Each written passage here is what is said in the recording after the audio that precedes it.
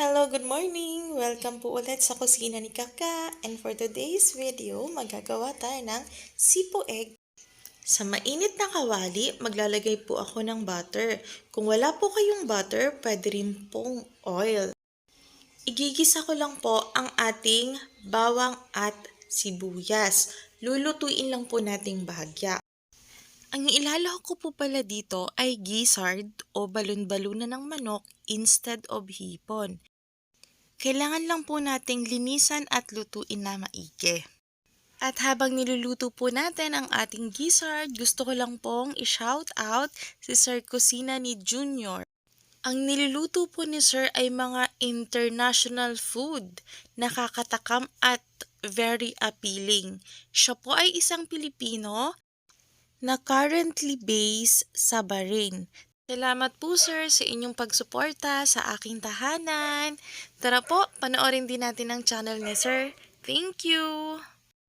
Naglagay na rin po pala ako dito ng konting paminta at seasonings para may lasa na agad yung ating gizzard. Niluto ko na po pala muna ang ating gizzard o balon-balunan. Bago ko po nilagay ang ating evaporada at all-purpose cream. Ang ginamit ko po pala ditong evaporada ay yung maliit lang na nasa lata. Any brand po pwede. At naglagay din po ako ng kalahating lata na tubig. Maglalagay din po pala ako dito ng patis.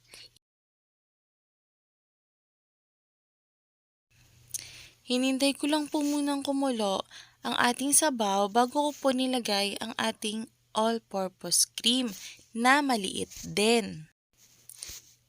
Medyo thick lang po ang ating all-purpose cream kasi galing po yan ng ref. Haluin lang po nating mabuti hanggang sa matunaw na po ang ating all-purpose cream. At dito ko na rin po inadjust yung lasa ng ating sipo egg. Naglagay po pala ako ng medyo maraming paminta kasi gusto ko po talaga yung medyo spicy siya. At dahil nakuha ko na po yung timplang gusto ko, nilagay ko na po ang ating mixed veggies. Ito po yung available na sa supermarket or sa palengke.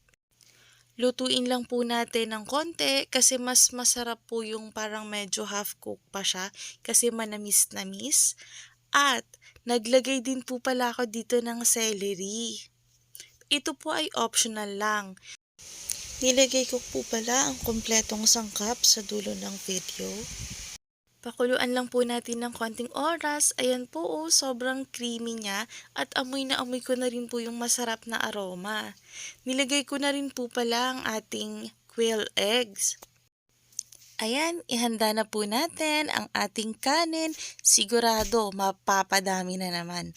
Wala, bukas na lang ulit tayo mag-diet. Tara na po, kain na tayo. Thank you so much for watching. Bye!